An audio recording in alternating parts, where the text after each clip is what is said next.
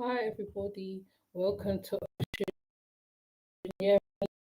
So like to do on a few. I'm not gonna say it specifically on. I was thinking, but because of what's happened with fires going, babies getting injured, very wicked people. I play that tune because it says a whole lot.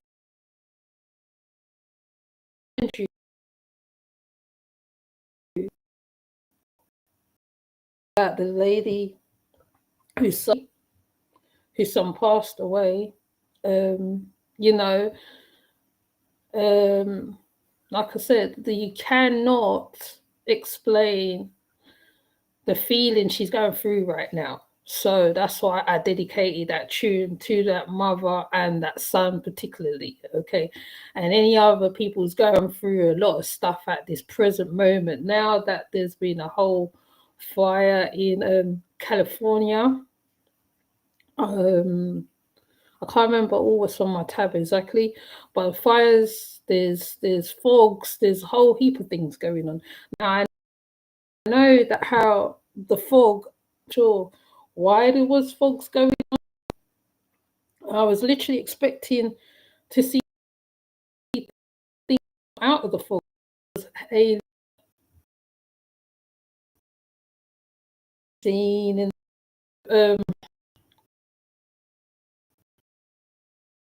I don't know, I've got to redirect this thing. So the thing I really want to cover is this Virginia lady, this Virginia nurse, because I have done on a Angel of Death before, Lucy Letsby, and they're thinking of retrialing her at one point. And this kept coming up a lot. I mean, I know when something's trending, it comes up, but this one particularly is very disturbing. Like I said, for a parent or a mother to go into NICU, maternity, is it NICU? The baby's got to go into NICU.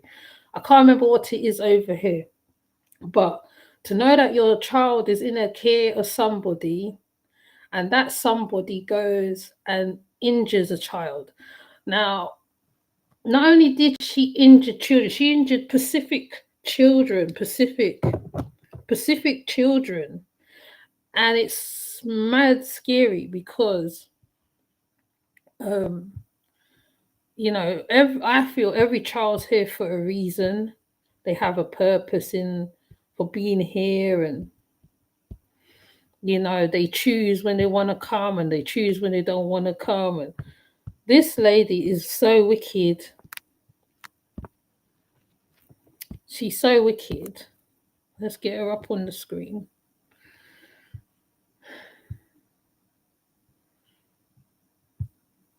So wicked.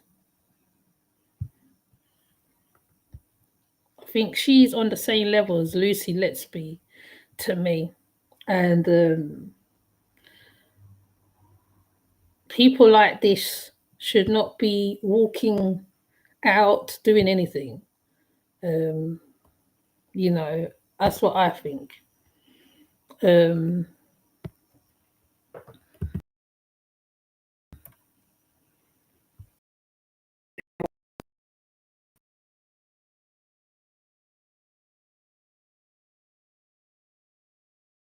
my thing's in and out.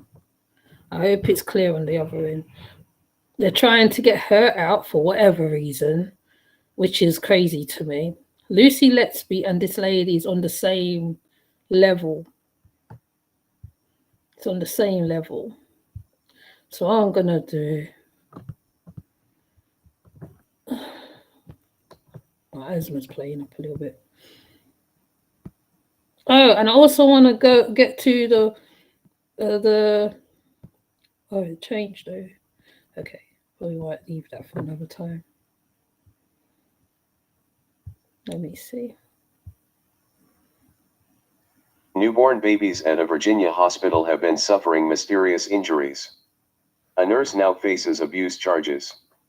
Dominique Hakey shows an image of his newborn son Noah on his phone. The infant wears a brace on his broken left leg. He's a little thing. CNN. Dominique Hakey was waiting to cradle his preemie son for the first time when a nurse delivered devastating news: the newborn's left leg was fractured. In an instant, Hakey's world shattered. His wife, Tori Hakey, had just been discharged after giving birth to fraternal twins, Micah and Noah. The boys, born in September 2023 at Henrico Doctors Hospital in Richmond, Virginia, are the couple's first children. Because they were born at 28 weeks and weighed only about 2 and 3 pounds, respectively, So they're the twins had pre-babies, they're remained in the premature. neonatal intensive care unit with Micah barely hanging on, Hakey said. And now, 7 days after birth, the healthier twins' leg was bruised and broken, he said. I was confused and heartbroken, he said. I'm a first-time parent. I have no background in the medical field. You're telling me my baby has a fracture? How did it happen? They had been scanned before, and they'd have said something if anything had popped up, at that time. Out of fear he would be blamed for the injury, the 33-year-old Hakey said he turned down the offer to hold his son that day. More than a year later, Hakey and other parents may now be closer to understanding what happened at the hospital, which has reported a series of mysterious injuries to newborns over the past several years. Once again, Police last week arrested a former nurse at the hospital, Erin Elizabeth Ann Strodman, and charged her with malicious wounding and felony. So this is quite similar to Lucy Letsby's situation, okay, where there was records of babies with injuries and stuff happening, and they was recording it, but they didn't know who it was, and then they found out who it was, and it's just crazy. Child abuse in a November 2024 incident involving another newborn. Investigators are now looking into a total of 7 potential abuse cases at the hospital, 3 in 2024 and 4 in 2023, including Noah's, said Shannon Taylor, the Commonwealth's attorney for Henrico County. In a statement last week, Henrico Doctors Hospital said it was shocked and saddened by the nurse's arrest and is assisting Henrico police in their investigation. At this time, we are not admitting new patients to our NICU, the hospital added. For babies needing NICU care, we will assess them, stabilize, and facilitate a transfer to an appropriate facility, once available. Erin Elizabeth Ann Strodman has been charged with malicious wounding and felony child abuse. Oh, wow. Henrico County Sheriff's Office. At Strodman's arraignment Friday, Hakey broke down. I could not stop the tears from flowing. I have a lot of guilt. A lot of regret. And a lot of anger that the hospital let it get this far, that we had all these parents whose children were affected, he told CNN. My son was one of her first victims. My son's first emotion was pain. And as a father, that breaks me. It's unclear whether Strodman, 26, issued a plea at her arraignment. Her attorney, Scott Cardini, declined to comment when reached by CNN. Police are reviewing hundreds of hours of hospital surveillance footage. Henrico County Police investigators said they are scouring hundreds of hours of surveillance footage from the hospital's NICU to determine what happened to the 7 newborns. The investigation is ongoing and there could be more babies identified, Taylor told CNN. The incident added to an already stressful pregnancy and delivery after 2 previous miscarriages, Hakey said. The couple chose to have their babies at the hospital because they believed it had the resources to save their children, he said. At one point, he said, they were not sure Micah would survive due to his health issues, including low amniotic fluid before he was born. But Noah appeared to be thriving, and the family was hopeful. Not long after Heikki left the hospital, he called his mother, who's a director of nursing at a different hospital. She was stunned, he said. The hospital had suggested that Noah's left tibia, the shin bone between the knee and the ankle, may have been fractured while a nurse was administering an injection, he said. His mother sat the couple down and showed them how nurses administer shots to premise to highlight the unlikelihood of broken bones. Heikki's mother then called Child Protection Services on their behalf and reported the case, he said. The hospital launched an investigation but closed it weeks later after concluding the fracture was likely the result of the injection, he says. In January 2024, Henrico County Police reached out to Heikki's family and notified them that the case was closed, he said. Henrico Doctors Hospital in Richmond says for now it stopped admitting babies to its NICU. WTVR. A police spokesperson declined to comment, saying they cannot provide specifics due to the ongoing investigation.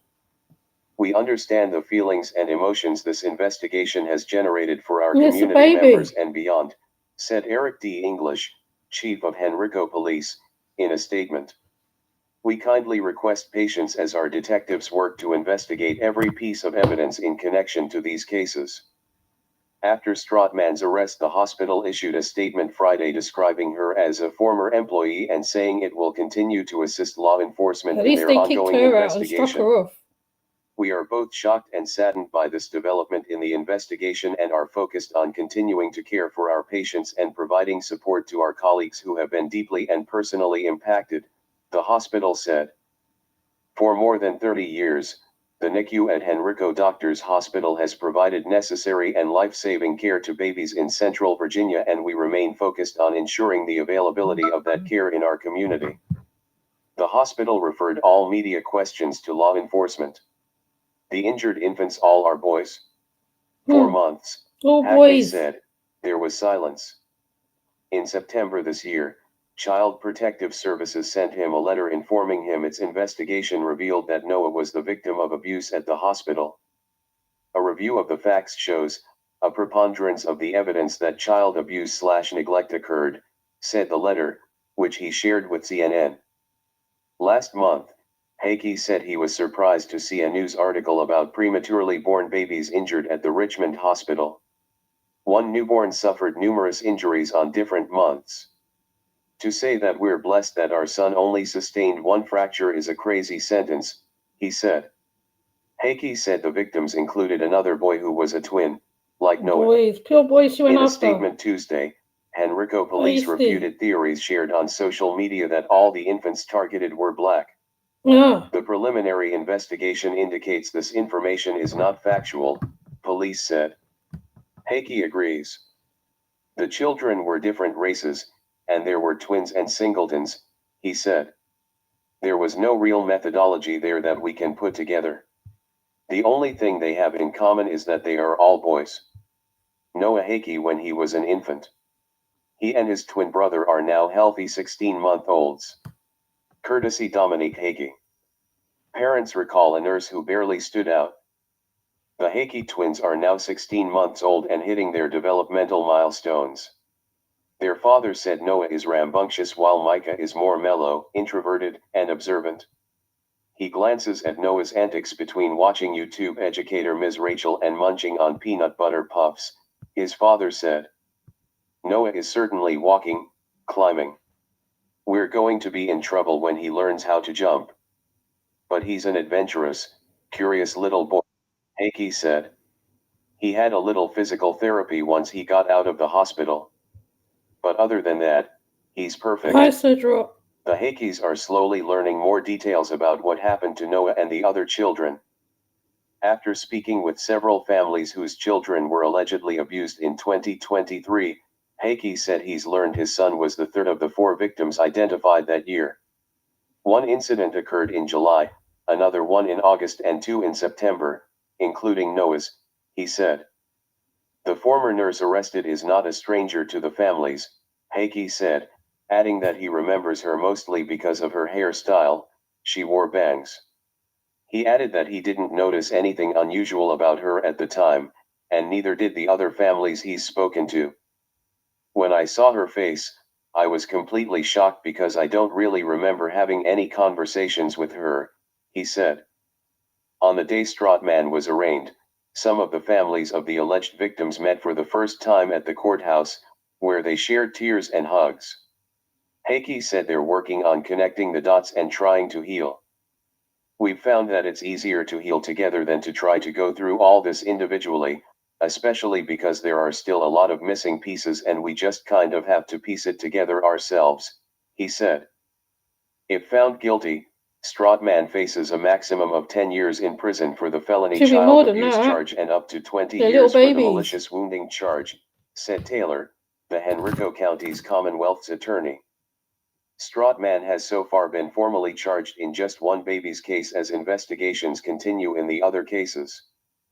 Heikki said the baby's parents were told that investigators have found surveillance footage of the November 2024 incident for which Stratman was arrested and are combing through the videos for others.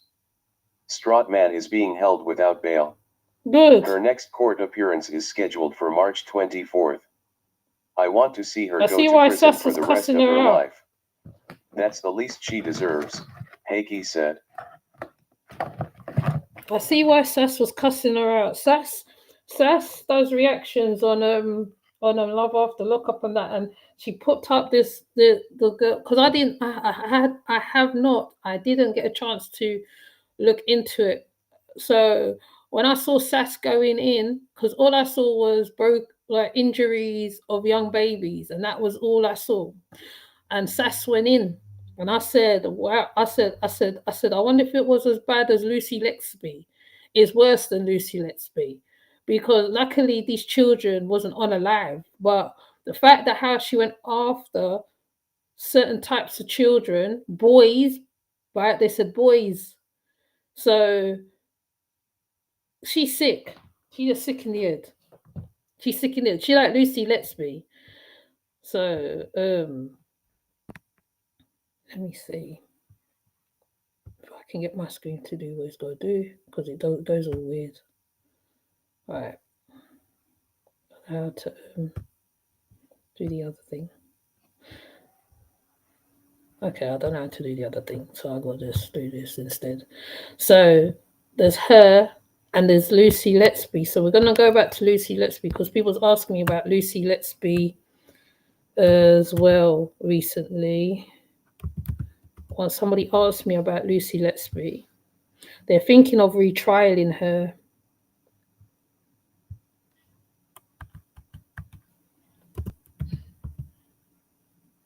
They're thinking of giving her a retrial.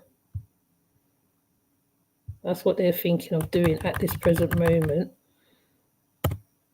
Let's see if I can get an up-to-date one.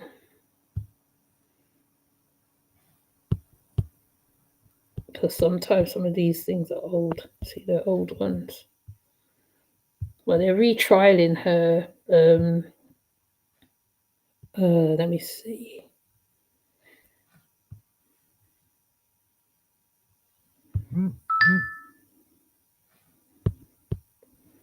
Let's get her up on screen. So if you don't know who Lucy Letsby is, this is Lucy Letsby, another angel. I mean, I think people tell me not to call her angel of death, but she is. That's exactly what she is. So they're trying to give her a retrial. Let me see if I can get an up-to-date one, because these keep showing old ones.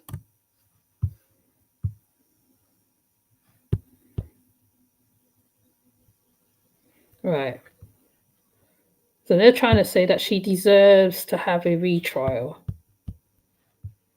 which I don't see why she should have a retrial. You know, it's straightforward what she's done. She didn't get no chances. MP calls for Letby retrial, claims no hard evidence. Sir David compared Letby's case to the overturned conviction of Sally Clark, who was cleared of murdering her sons in 2003. Former Conservative Cabinet Minister Sir David Davis has called for a retrial of convicted baby serial killer nurse Lucy Letby. He told a Commons adjournment debate, "There was no hard evidence against Letby. Nobody saw her do anything untoward." This is the same thing they said about the Sir other David girl. said much of the evidence was based on a doctor's gut feeling, based on a coincidence. She was on shift for a number of deaths, and this is important, although far from all of them. He said had believed the tabloid narrative about Letby's conviction until he was contacted by medical professionals and academic experts. He alleged he had also been contacted in confidence by employees of the Countess of Chester Hospital where Letby worked. Sir David told the Commons, "There is case injustice, in my view, for a retrial. But there is a problem. One of the problems we face is that much of the evidence was available at the time. What I have described is an expert analysis of the case notes, which were there at the time, but it was simply not presented to the jury. This means the Court of Appeal can dismiss it, basically saying the defense should have presented it at the initial trial. It is in essence saying, if your defense team weren't good enough to present this evidence, hard luck, you stay banged up for life." Now that may be judicially convenient, but it's not justice. Not appropriate to comment. The former Brexit secretary claimed the case notes showed that suboptimal care was involved in the cases of Baby O and Baby C. He noted the doctors involved in this had been prosecution witnesses. The MP also repeated doubts about the validity of evidence provided by expert witness Dr. Dewey Evans. Sir David claimed erroneous statistical evidence against Letby was even worse than the ultimately discredited data used against Cheshire solicitor Sally Clark, whose conviction for murdering her two sons was overturned in 2003. Letby, from Hereford, is serving 15 whole life orders after she was convicted at Manchester Crown Court of murdering 7 infants and attempting to murder 7 others, with 2 attempts on one of her victims, between June 2015 and June 2016 at the Countess of Chester Hospital. Justice Minister Alex Davies-Jones said it was an important principle of the rule of law that the government does not interfere with judicial decisions. She added, "It is not appropriate for me or the government to comment on judicial processes nor the reliability of convictions or evidence." Ms. Davies-Jones later told the Commons that Letby could apply to the Criminal Cases Review Commission if she believed she had been wrongly convicted. Letby lost 2 bids last year to challenge her convictions at the Court of Appeal in May last year for 7 murders and 7 attempted murders, and in October for the attempted murder of a baby girl which she was convicted of by a different jury at a retrial. Listen to the best of BBC Radio Merseyside on Sounds and follow BBC Merseyside on Facebook. External. X. External. And Instagram. External. Oh, that's just ridiculous. Hi, so Arma. So as you see that they're saying that she should have a retrial. To me, there was evidence that was pointing to her unaliving the children, right? So basically, because of the change of, I feel there's a change of government, whatever. I feel in her case, I feel that's why why they're getting involved, because it's true. I feel the traditional system should not, right, should do what it's got to do. There was evidence that is strong against her. Even one person on YouTube said that how there was babies before the babies that she unalived. So what they tried to do now, they tried to say that how somebody else might have done it. They tried to throw the blame in another direction.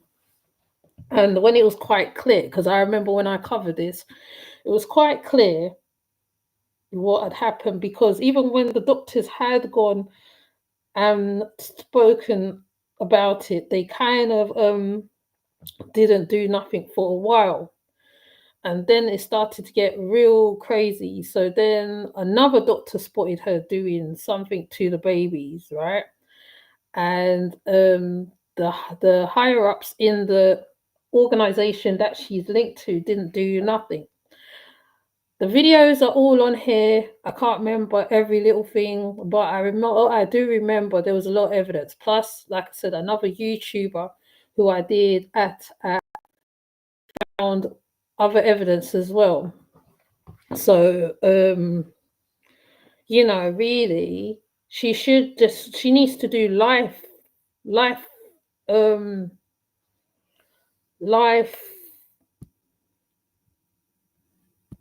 what's it be what do they call it, life charges, basically, right?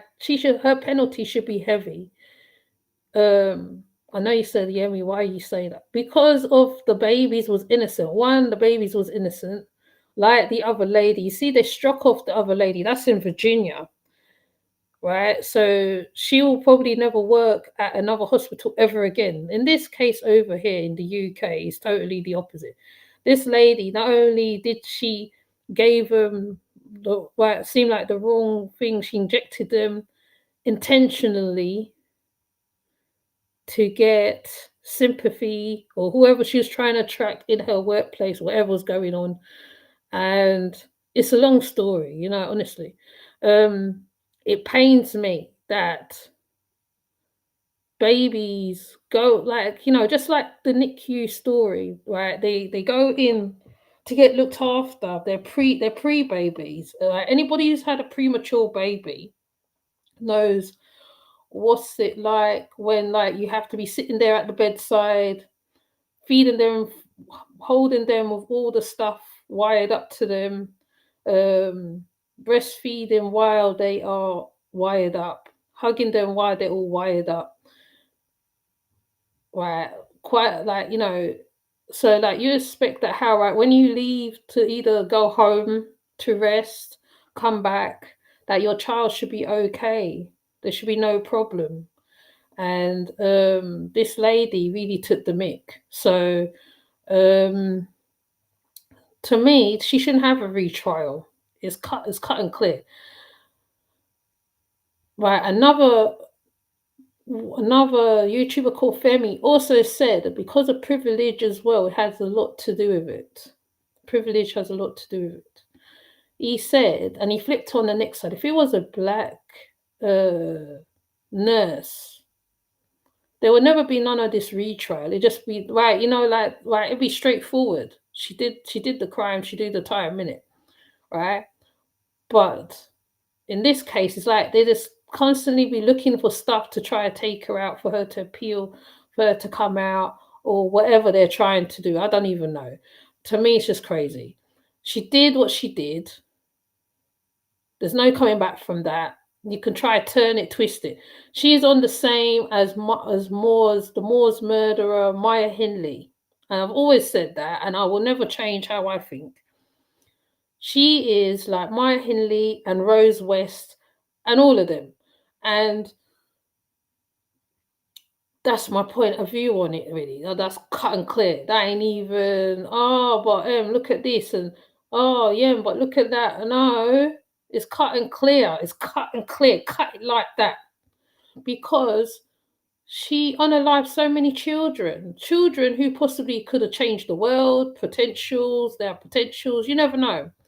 A pre-baby coming to the world, they fight for their life while they're in the hospital. They fight. You fight, you, the parent, be looking on as they're fighting to live. And there comes this nurse, comes and do what she do. And then it's like, it's okay. Oh, no, it's okay. It's okay, love. It's all right. You can have a retrial. Oh, we're fine with it. No, it's not all right. It's not all right. It's not on. You know what I mean? So, yeah. Anyways, That's my bit on Lucy Letsby, because somebody asked me about an update on it. They're trying to retrial her. Okay. So the California fires. There is a comedian called Gina Yeshaway that moved to California, and she was talking. She was talking that how she was somewhere. I think she went somewhere and she came back, and her whole house was gone. So Gina, let me see if I can find it. So Gina was and I'm gonna get to that boy, that boy who got unalive again, because I will be talking about him again. It's moving and all that stuff. So Gina Yashere came back and her house was burnt down. Fran, if you remember the nanny, I think it's the nanny she played in. She came back and her whole house was gone. And Fran started remembering all the stuff what she did. Her husband has cancer, and she was talking about the Christmas gone.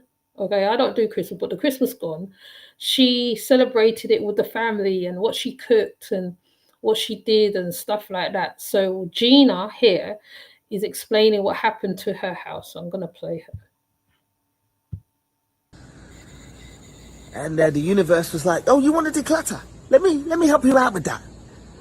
Let me give you the ultimate cleanse, the ultimate decluttering. Well, people, my house is gone. It's gone. It burnt down last night. I was preparing for the worst because I'm on a text group with my beautiful neighbors in Altadena, and we were seeing videos coming in from my neighbors' cameras showing the fire encroaching. So yeah, me and about, I'm gonna say 7 or 8 of our neighbors lost our houses last night. So I lost, pretty much me and Nina lost everything we owned except for what is in our suitcases that we bought to Canada for Star Trek. And yeah, we lost all those memories. You know, it's been a sad time, but also I feel blessed at the end of the day. I do feel blessed. I have somewhere else to stay. I've got this beautiful property in Costa Rica that we literally just furnished yesterday. It's like the fucking universe was like, you know what? For a bit. I really feel like, I kept saying to Nina, I want to go back to LA for a couple of weeks. I want to go back to our home. I miss our home. I want to go back for a couple of weeks. And Nina kept saying, I don't think it's safe to be back in America right now. And I was like, but let's just go to our house. Our neighbors are wonderful. Let's just go back and just... And she kept saying, it's not safe. And it's not safe to be in America. And then we saw news of Meta fucking deciding to take away protection against hate speech on their platforms. And America basically descending into a fascist state. And I thought, well, maybe she's right. And then our house burnt down. It feels like the universe is sending us a message like, bitch, stay the fuck where you are. You don't need to be in America right now. I really feel that. I feel sad. We've lost our beautiful home and all the memories created there. And my memorabilia. It's not even about the house. It's, I had all my flyers and posters from my very first shows back in 95 to present day. All my Bob Hart's Abishola memory. It's all that stuff that I'm upset about. Not so much the house. The insurance will pay out eventually, or maybe not, because they're going to try and stop. The insurance companies, they're all fucking criminals. They're going to try not to pay out. But eventually we'll rebuild that house, but it's all the other stuff that can't be replaced. But we're safe, people. Me, the ninja, the pups, we're safe. We feel blessed. We're safe. We can shelter elsewhere. I'll be in Canada anyway, filming Star Trek, so we have somewhere to live. But our house is ashes. And I feel like it's indicative of what's happening in America right now. I feel like my dead grandma, if you guys read my book, you know what I'm talking about. My dead grandma and the universe are kind of protecting us. But, All my friends from London called on WhatsApp. I did a big group call, and I was overwhelmed by the love outpouring from my friends and all of you guys on Instagram and Facebook. I'm overwhelmed by all the love that's coming at me, and I'm grateful for you guys. I appreciate you guys, and yeah, here's to a new chapter, because this is basically a new chapter. We're gonna have to start again from scratch. Everything we owned was in that house. Everything. If you guys see me wearing the same jeans or the same 5 t-shirts for the next 6 months, don't say shit to me.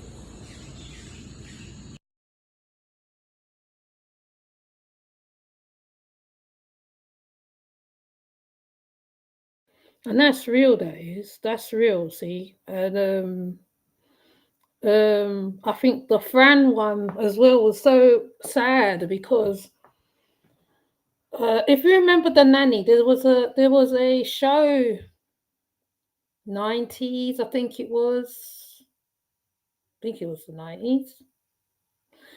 And it's like a comedy show, a comedy sitcom called The Nanny. And Fran, I think she played Fran in The Nanny. And she was literally explaining about the house that she had built, that she spent time decorating, putting together. But my thing as well will be that how at least you're safe, at least like you wasn't in the fire, you know. One guy and his dog was in his house while the fire was raging around him, and it's like he couldn't get out. I think he was trying to out the fire. He was using a pipe or something, and then I think he passed as well. I can't remember what they said exactly on that one, but the fireman was working really hard to get the fire flames down. I think they did say there was a reason why it happened, but the main fact is that how it's like something. Gina Yashaway must have had a intuition, a moment, and that's how she came not to be in LA at the time when it happened. There's a video, a short that I put up of a guy, and I think he was breaking down in front of the house, in front of the spaces, watching how the fire had spread so far. Today I also spoke to my friend about a fire that broke out in Ghana as well, with the marketplace in Ghana, that people was displaced. They literally have I don't know whether they have anywhere to go, but I'm watching it before I get in that. But I did see it was a complete fire that happened with that situation. Okay, so the next one is the fog thing, because I want to touch upon this fog thing too, because that was very mysterious. Well, they said it was mysterious.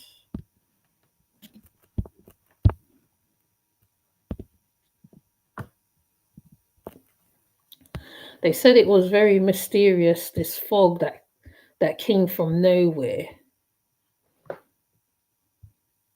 That came from nowhere, that engulfed, I think, where did it engulf? It engulfed a certain part of America. Engulfed America, and it had a smell.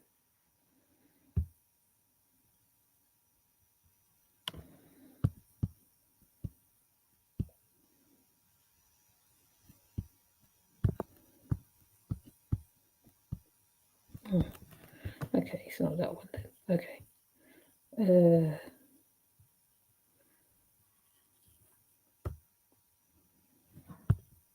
Canada, US and Canada, the Gulf, the fog came from. All right.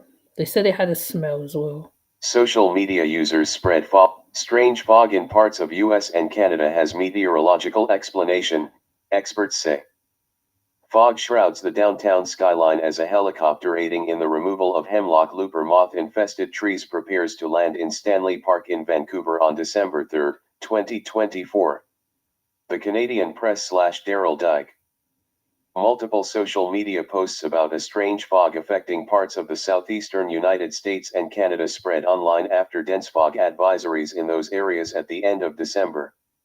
Users reported the fog looked strange compared with normal fog, had a strange smell or caused illness and difficulty breathing, with some users concluding the phenomenon was man-made. Claims the fog was man-made lack evidence and are misleading.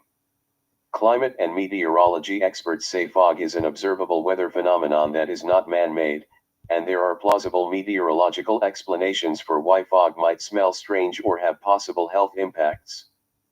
Fog blanketed parts of the southeastern United States and Canada in late December, with some areas issuing dense fog advisories.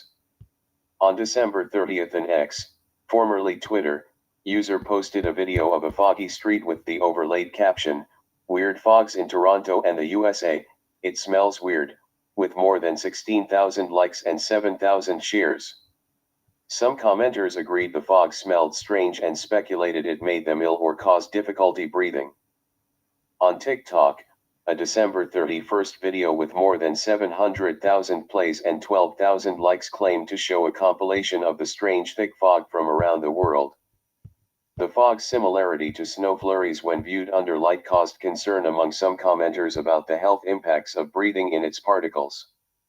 Another X-user questioned why the fog advisory for Ottawa was associated with higher pollutants in the air, as shown by an air quality index, and suggested someone might be spraying the skies, in a post from December 30th.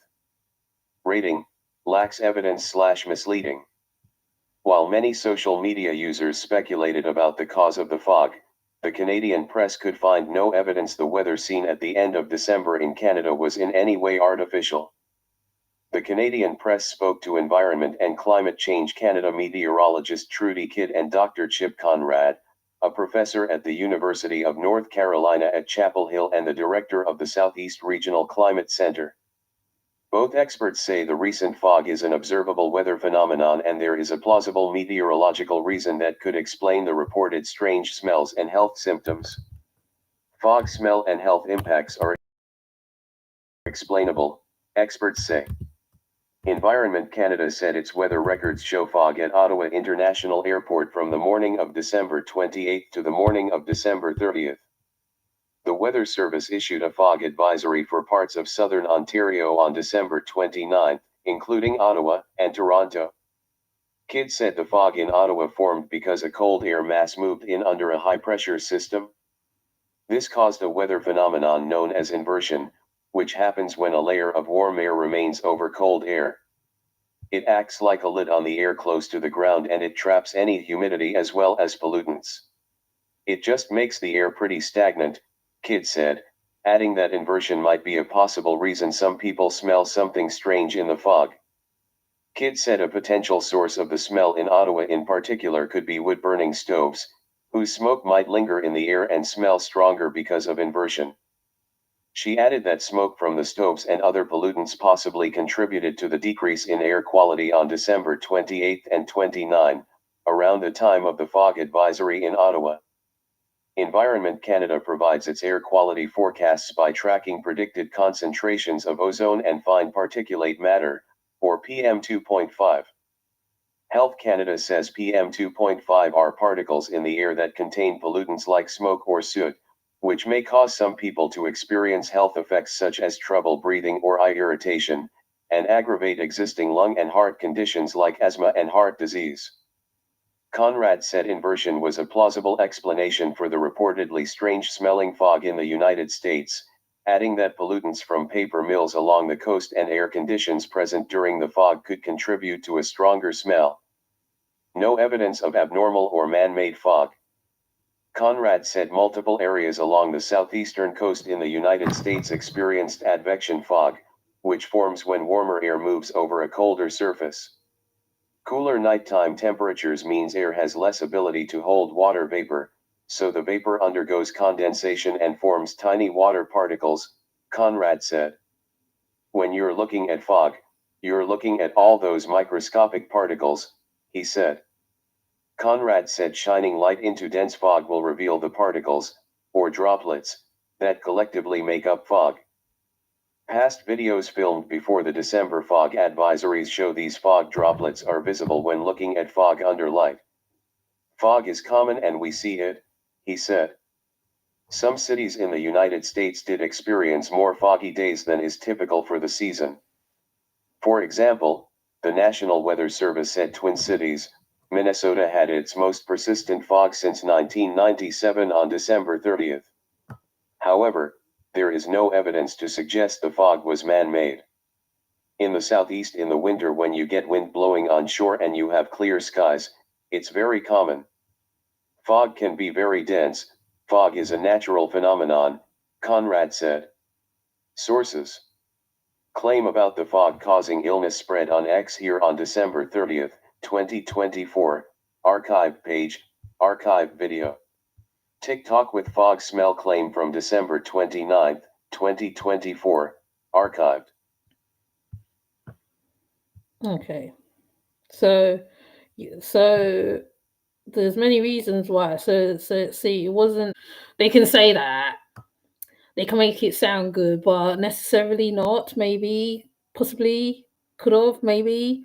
But yeah, the fog did look kind of weird because even when I'm looking at it now myself on images, it looks very weird. It's very dense. That's the type of fog you see over here, to be honest, in London. Before the fog used to be really thick over here, but I was down to where the old-fashioned chimneys, all sorts of things used to have soot and all sorts of things going on over here.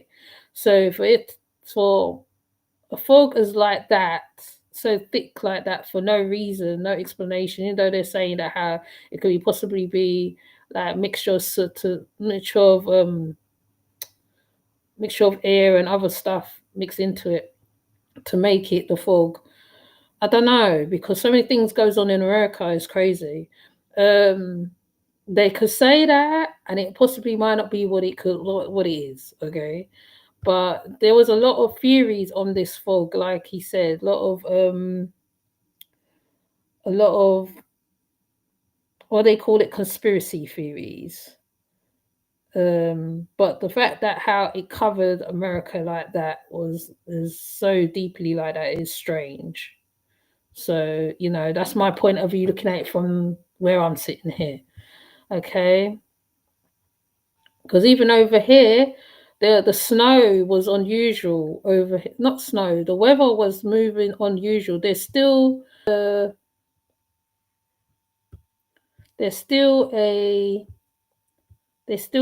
kind of what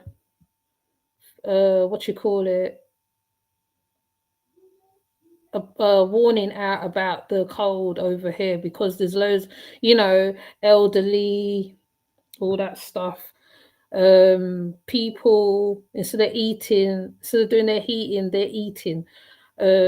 People freezing in their houses, all sorts of stuff. But it was in Wales, I think, more in the Wales, but they said it's slowly coming inland.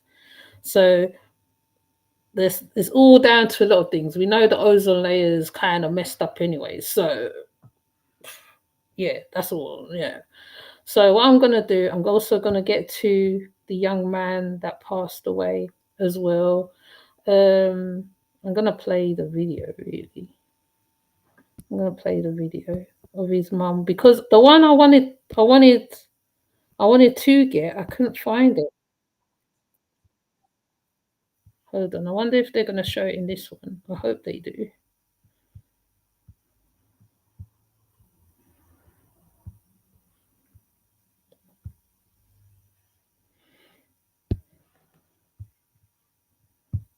Groomed by gangs before he was stabbed to death on a bus in a horrifying broad daylight attack. Keen footballer Kellyan died at the scene in Woolwich, southeast London, shortly before 2:30 p.m. on Tuesday. The horror unfolded on a Route 472 bus in Woolwich Church Road, near the junction with the A205 South Circular Road. His mum, Mary Bokassa, today spoke to The Sun, describing the teen as caring in a poignant tribute. She said he was very polite and caring. He cares about people and had a good sense of humour. He was very polite. He was interested in football and was a supporter of Arsenal. We had to move around and he was in care. He was there for 4 years with no progress. I begged for contact with my son. I had to get the support of a lawyer. He was missing for a year and was living in the streets. He finally turned up at my doorstep. He was sick, underweight and tattooed. The mum added that her son was then taken advantage of by local gangs.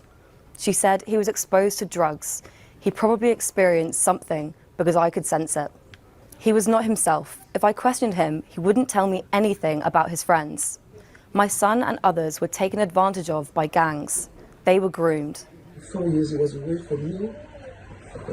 Our contact was constant. Many phone contact was supervised for 4 years, and it was hard because we were very close, and the separation was extremely harsh on his mental health. It was extremely harsh, extremely. It's just completely damaged.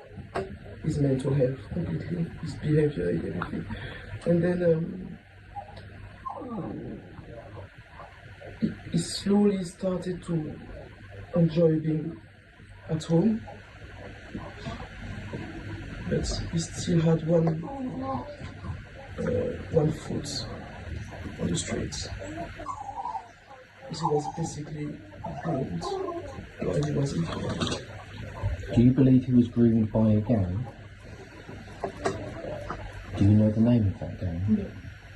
I've tried, but I don't know even if they are gangs. I just think this could be children on the streets.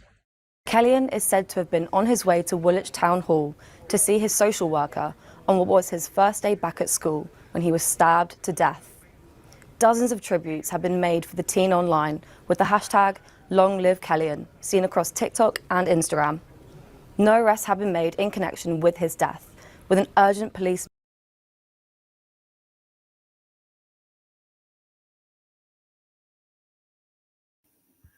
Yeah, so sad. So sad. I mean, that's why earlier this morning when I spoke to my friend, what was it, yesterday, and she was saying it was down to the parents, which is fair, it is down to the parents. But when they leave your house, it's a different thing, right? They have, like, in his situation, it's not unique. There is children that's in care, and they get groomed by gangs, and the gangs will tell them stuff like, oh yeah, right, if you get caught with this, you'll get less of time than me, and all sorts of stupidness. They were supposed to put in a law to stop all that. So Kellyan being, like I said, he's not unique in that sense. The uniqueness of it is that he went home to his mother for a bit. Went home to his mother, and she was taking care of him, and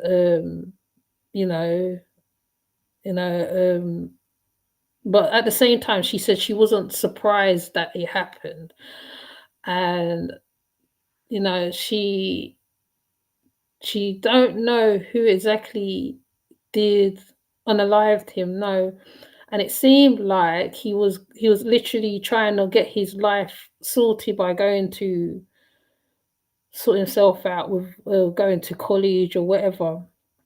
Now, this happened to boys a lot. Well, boys, I think the girls go through it too. The thing is that sometimes it doesn't get spoken about the girl gangs as well, because there is girl gangs. The girls get into the gangs trying to get stuff for boyfriends, whatever. They can be quite ruthless too, and like gangs are that severe that even if the son is locked up or whatever, the gang members, there's one video of one gang members going up to a mother and shouting at her or slapping her or something. Now, there was a big problem about that. So Raspek, I know people don't like Raspek very much. Raspek and his people went to talk it out with them or whatever. as well, and Respect, Street Fathers, Manhood Academy. There's probably other organizations. There's probably other organizations who also help children to come out of gangs or whatever they're dealing with. Chia, there was a young lady video that I put up called Chia, and she talks about how she works with the youngsters, how she gets them to talk. She said in her own words, they go through a whole lot. Parents probably won't even understand. So when my friend said, and me and her was stand up there discussing this for a very long time, okay?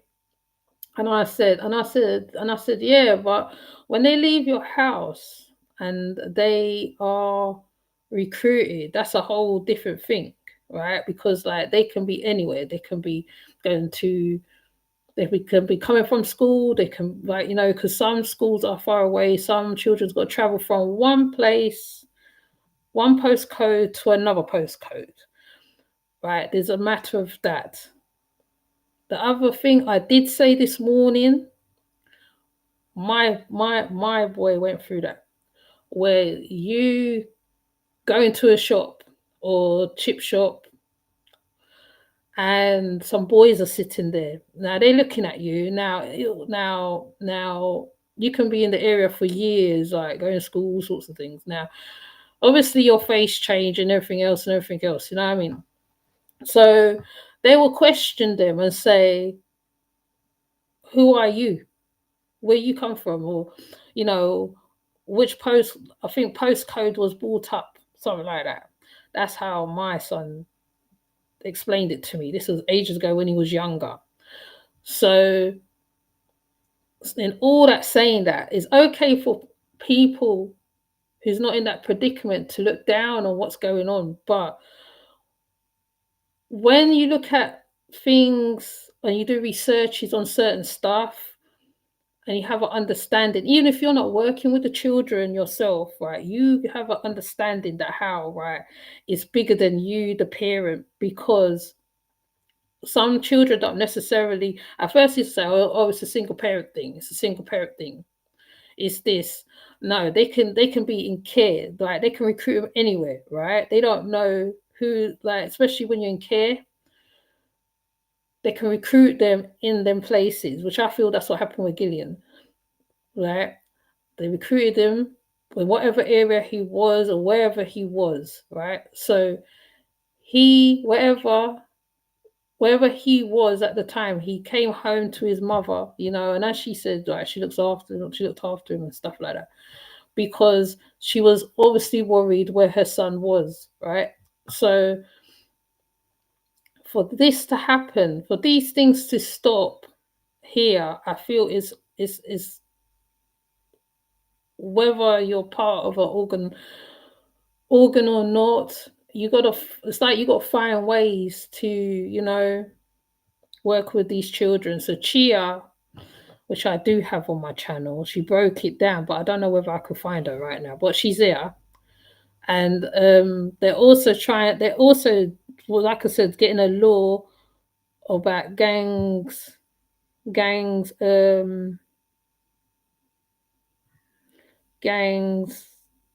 grooming. Like it's an inquiry. They're trying to set up an inquiry. They're calling out for that.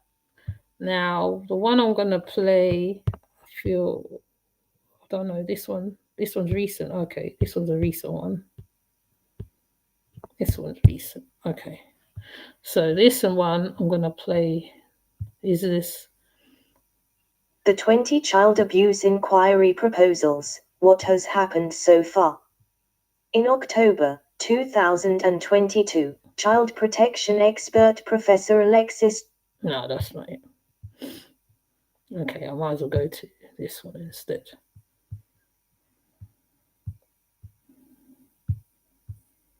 MPs vote against Tory call for new grooming gangs inquiry. They should have put it through. News. Sir Keir Starmer accuses Kemi Badenoch of jumping on bandwagon about calls for inquiry. An attempt by the Conservatives to have the government set up a national inquiry into grooming gangs has been voted down by 364 votes to 111 votes, Yes, a it margin is. of 253. The amendment was attached to the Children's Wellbeing and Schools Bill, which would have been killed had the vote passed. Earlier in the day, Conservative leader Kemi Badenoch argued the government risks fueling accusations of a cover-up by refusing an inquiry. But Prime Minister Sir Keir Starmer argued that several inquiries had already been held into abuse carried out by gangs of men and a new probe would only delay the action the victims wanted. The amendment was largely symbolic, as the size Labour's majority meant it was never likely to pass. It would also have killed a major piece of government legislation. The Children's Wellbeing and Schools Bill includes measures aimed at protecting children and tougher rules around homeschooling, as well as changes to academies. 1. Grooming still happening in Oxford, ex-investigator says. 2. Bid to halt Children's Bill sickening, says Philipson. Sir Keir said it was shocking Conservative MPs would try to block a bill aimed at helping vulnerable children by voting for the Tory amendment and accused Badenoch of weak leadership. He said reasonable people could agree or disagree on whether there should be a fresh probe and acknowledged that there were mixed views among victims and survivors. Chris Philp, the Conservative Shadow Home Secretary, condemned Labour's vote against the amendment as morally wrong. Asked why the Conservatives had brought the amendment, given its limited chances of success, Philp said, "When you're in opposition you need to use every Hi, parliamentary Medusa. device available to try and bring issues to the fore. We must have this inquiry and we will do everything we can to keep the victims at the front of this debate and to try and get the government to do the right thing. It's not too late. Keir Starmer could still announce an inquiry and I really They hope need we to can do pressure something him, about it, persuade him though. to change his mind and do the right thing for victims." During Prime Minister's questions, Sir Keir said he would call out anyone who prevented victims of sexual abuse from coming forward. However, he accused Badenoch of only recently taking an interest in the subject and said she had failed to take action when she was in government. "I can't recall her once raising this issue in the House, once calling for a national inquiry," he said.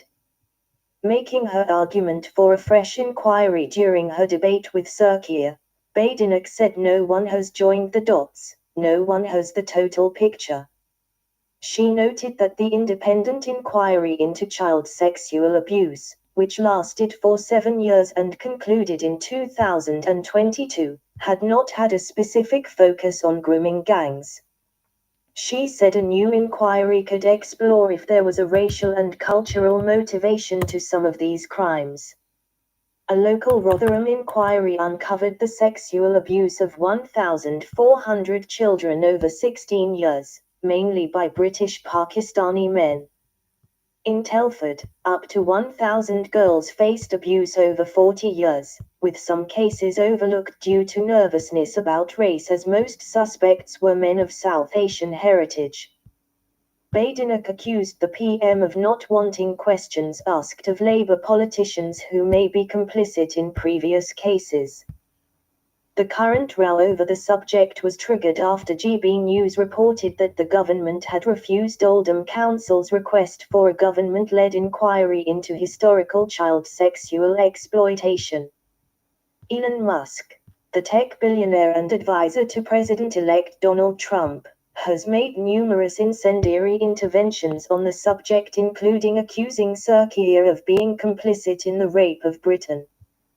Following Prime Minister's questions, Musk posted a message on social media urging MPs to back an inquiry, adding hundreds of thousands of little girls in Britain who were, and still are, being systematically, horrifically gang raped deserve some justice in this world. Safeguarding Minister Jess Phillips, who turned down the request, has argued that in her experience locally led inquiries, such as the one held in Telford, were more effective at implementing change. However, speaking to Sky News External, she said nothing is off the table, adding, if the victims come forward to me in this victims panel and they say, actually, we think there needs to be a national inquiry into this, I'll listen to them. A Downing Street spokesman said that significant engagement with victims groups had shown they do not want to see a national inquiry, they want action taken to deliver justice, but that the Prime Minister always remains open-minded. The Liberal Democrats abstained from voting on the amendment. The party's education spokesperson Munira Wilson said it would kill crucial child protection measures and accused the Conservatives of using the victims of this scandal as a political football.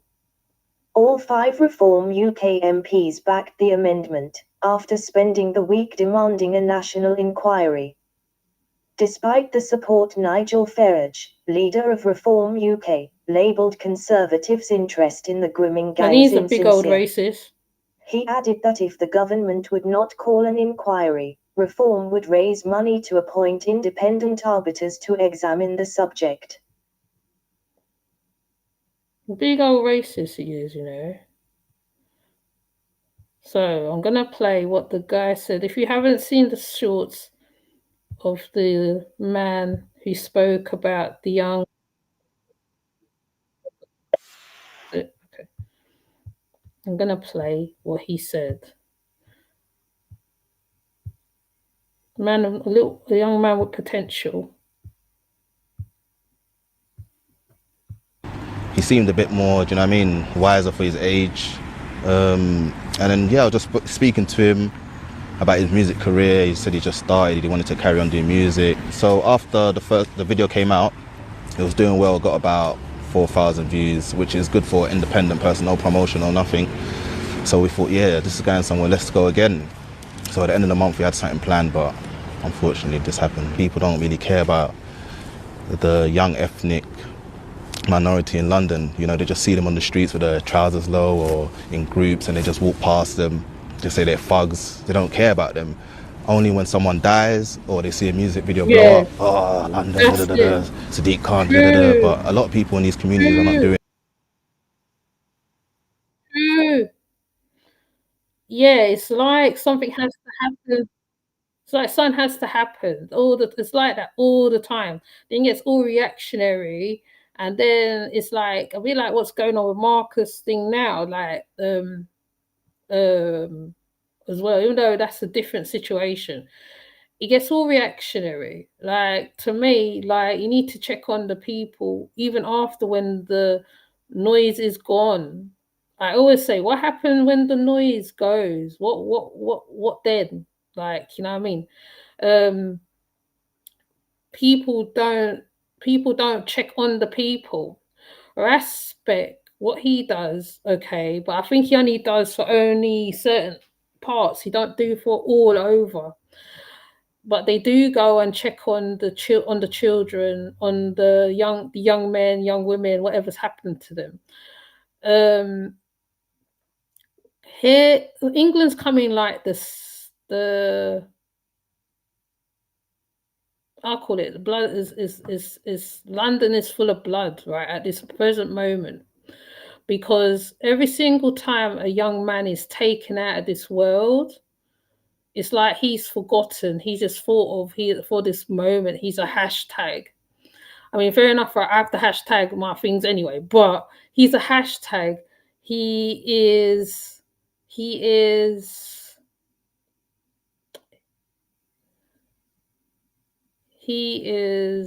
like, it's like this young man, like I said, with most things, right? There used to be a guy in the conscious community called Twilight Bay, and Twilight Bay used to deal with gangs on the streets and all sorts of levels. Twilight Bay, I don't know where he is right now. I feel he will be good right about now, right at this present moment. Twilight Bay will be really good, because why wait when they go to prison? Right, because remember, there's 2 people involved. 2 people's lives are changed. The child that's unalive and the person who done it, right? There's a lady called Chia. I wish I could find her video right now. It makes so much sense. The two lives are changed because of the circumstances to which it is. One has to prove to the gang or people, you know, because it's all about ego, male ego, whatever, right? Top Boy do show a little bit of that, I will say, right? So when people's watching Top Boy, you don't just look at it like, oh, like they do actually glorify gang on that movie, what is shown, but they don't show the effect of how the families is affected by it, especially when the boy is missing for a long time and then he turns up on alive, or they find him somewhere, or he's in country, or whatever. Right. The youngsters, when they go and do what they got to do, they call it conch, when they go to and from different places and they travel to and from different places. And I said to myself, if I knew about all this before as a mother coming up with a young ones, because even when you do move away, you still have to deal with it, because one, the boy is in the area that he's not grown up in, he wasn't born in, so he's got to prove himself and assert himself to be part of whatever. Then it's the recruiting. It's the recruiting, because mind you, a lot of things happen in London. Okay, don't let Little England fool you. All right, you think America's bad? Little England is just as bad. When it comes down to certain stuff, it's just as bad. And there's always a man at the top that's dealing with everything else. Now, bear in mind that how, once again, I will say, right, the boy was in care for whatever the reasons were. We don't know what the reasons was. I'm not going to judge the mother. She lost her son, right? First of all, she lost her son. That alone, a mother can never get over that. Right? She'll never get over that. Whether she has other children or not, she'll never get over that. She has birthdays, Christmases, all sorts of holidays to go through, remembering him sitting there eating, what type of food he liked when he was a baby, this, that, and the other. She will never get over that. Never, ever, ever. Right? And people tend to just blank out the other stuff. Like I said, my stepson died in a knife crime already as well. So, and I've seen how it goes, right? Where it comes to that, right? So the mother is breaking down every single day, right? The father, that's if he's an absent father as well. There's all that to consider, right? Like I said, some people do not choose to be single mothers. It happens like that and you have to in turn play the father and the mother to that boy. That's why I get irate when I see, especially on here, certain things that happens on here, because when they get older, it's something else you got to deal with, right? As a mother, right? Especially if the father is not present. If there's no male presence around, the boy is in danger of getting into stuff or into all sorts of stuff. If they're not a member, a male who will come forward and talk to that boy and keep him on his toes, right? He is liable to get caught up in stuff. Even he sometimes is like, they will try him, but they will catch the boy at his most vulnerable time. And that's when they would go for the boy, right? The girls, it's the same way too. There's no difference, right? With the girls, right, they might, there's all sorts of situations with the girls. And there is girl gangs. Thank you, Medusa. There's girl gangs as well, right? So like I said, I've seen this. So when I see mothers like this crying on news, online, whatever, two people, it's just another one. No, it's not just another one, right? It is the fact that right, it's like he thought of her and he went back to her house, right? And he must have went through a whole heap of things. Nobody knows what the boys go through. Like, apparently they go through a whole lot of things, right? So he comes back, he's skinny. she look after him now, and social workers involved. So obviously, right, like she's trying to keep him on the straight and narrow.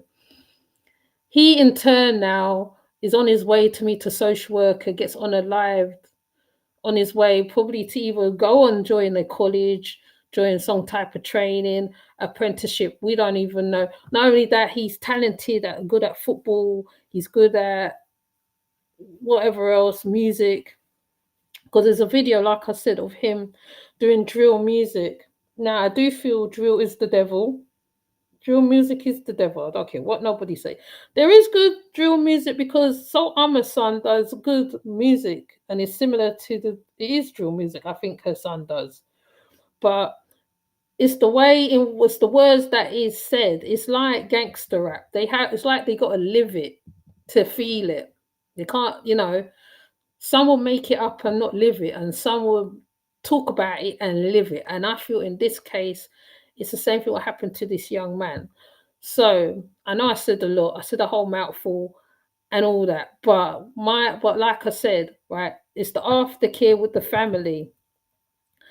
And I always said to you guys, I really want to be part of something that changes people's life. You cannot, it's all well, right, I'm putting my opinions on here, but at the same time, right, is changing. When you change someone's life, and yes, there is mentoring out there and stuff like that, but some companies are so ridiculous, like, you know what I mean? Because there's all sorts of people, weird people out there are ready to go after the minor for whatever reason, and it's never not with a true heart. Like, that young boy could have got saved. I don't know. He could have got saved. Maybe because of where he was traveling to. I don't know. Right? I could think of all types of reasons why he got unalive. But that's why I always say, you always send out positive vibes, no matter what's going on, whether it's a fire in California, whatever, you send positive vibes, because you're hoping that them positive vibes there, that how then people will come out of that someone will come and uplift them, because you need someone to come knock on your door and ask you, are you okay? Are you all right? You need someone to call you or check on you now and again. I have this thing. You can ask Amma. Every now and again, when she crosses my mind, I check on her. You all right? Are you okay? You okay? Whether she, or I think even she does it to me as well. Are you okay? You okay? You okay, Ocean? You okay? Yeah, I'm okay. And another lady does it, though. She sends me pictures, quite a few of them, right? I have quite a few that I tap into, right? Behind the scenes, right? So when you're in this, when someone has passed in this kind of circumstance, especially a mother, mothers need someone to let them know that I'm here for you. Whether it's the littlest here for you, you're here for them, you're there for them. You don't have to be there full time, you just be the ear. You come over, you say, do you want me to cook? Some people got pride and they say, oh, no, it's okay. No, it's okay. It's okay. It's okay. It's okay. You say, okay, right? You can't force people, right? You can't enforce yourself on them, but you can try and hover. And if you do know a little bit of something, then you help them through it, right? That's my belief. That's how I believe how the humanity, whether people's trying to take away that, because like we got the internet and we got all sorts, we got the phone, because even sometimes I forget myself sometimes, and I forget a few people, but then I remember, and then I have to go and make sure they're okay, right? Because you never know what someone is going through. Now this lady's got to go through all this, and even though she's got her family, she might even need therapy her own self. She might need therapy her own self. She got to go through bereavement therapy. She got to be able to, like, once he's buried, then what next? Do I stay in England, or do I move out of England? What do I do? What possibly can I do? And I think she's Congolese. So what do I do from there? And that's all my thing is. That's why this morning I couldn't help it. I had to just turn on my live and speak my piece and speak and let it be so, kind of thing. Because in this life is short. and people die off for all types of different reasons. And she now, right, you know, with some mothers, when their son passed, they pass away because of a broken heart, right? Because that was their baby and all sorts of things. So I'm trying to make people understand. Now, I know there is people that's lost children in whatever the circumstances may be, or whatever. You never know what one is going through until they actually speak about it. And YouTube, I feel sometimes the right people do actually speak about their traumas and stuff. Now, the fact that, like I said, even Gina Yashere, something told her she needs not to be in California. Her spirit, her ancestors, her God, whatever whoever she believed in, told her, you know what, right? You can't stay in California at this time. You need to go somewhere else. And luckily for her, she left and she went somewhere else. And I hope that loads of people will always go by their gut feeling, their feeling, because sometimes your gut feeling is always right. It's always the first instinct. Something tell you about somebody, or something is the first instinct that you move with. So, I know I'm going off subject, but also back to the subject with the boy. We need to send love to the mum through vibes. Whether we go to, like, I don't know. I haven't seen her IG or nothing. I don't know how people find people, but I don't really look that deep. But send her love, however, you know what I mean. So so that's how I feel anyway. I don't know what else to say really. It's sad times, isn't it? You know, people want to live in babies and all sorts of craziness for why? For do what? Why are you doing that? So what I'm gonna do,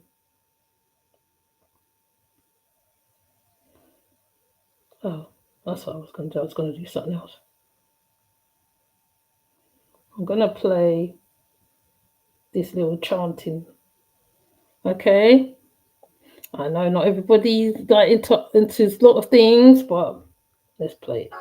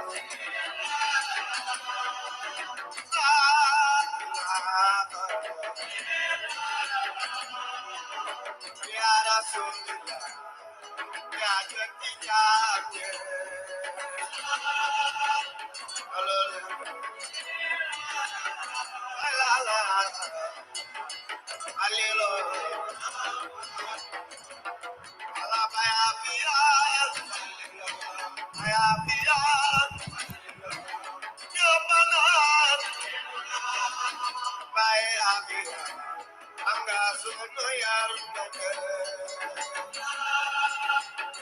wawa la la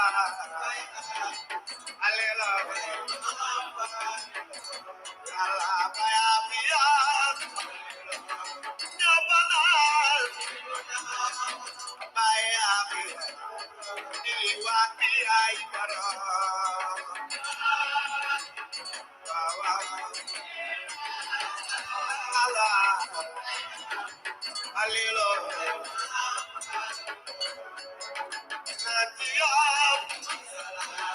natio anyabana abaya biya ai fali ale wawa la la alelo no lagan how I do my happy how I care why you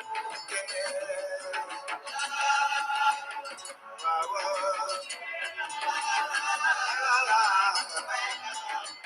alelo la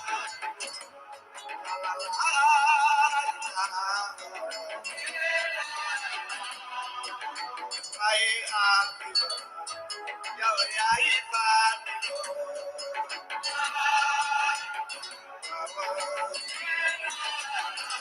la la adilo my adam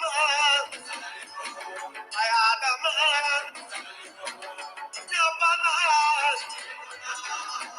my adam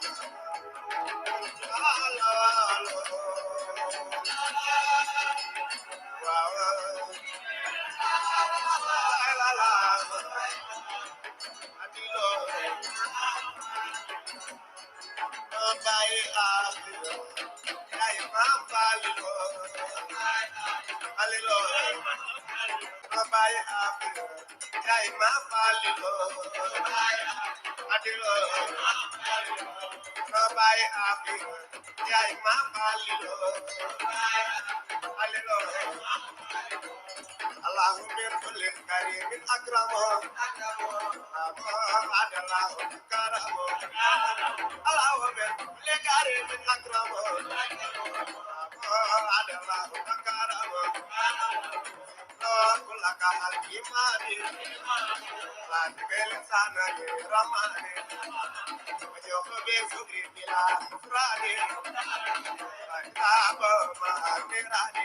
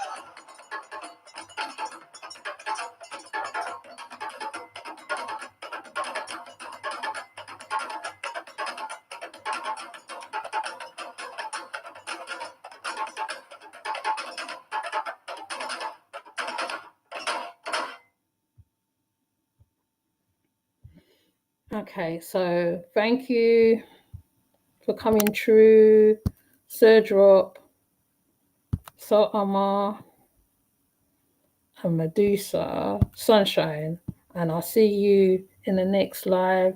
Take care, and if there's any more updates on things, if I'm not busy, I think hopefully next week won't be so crazy that I can't slot in a time to do live.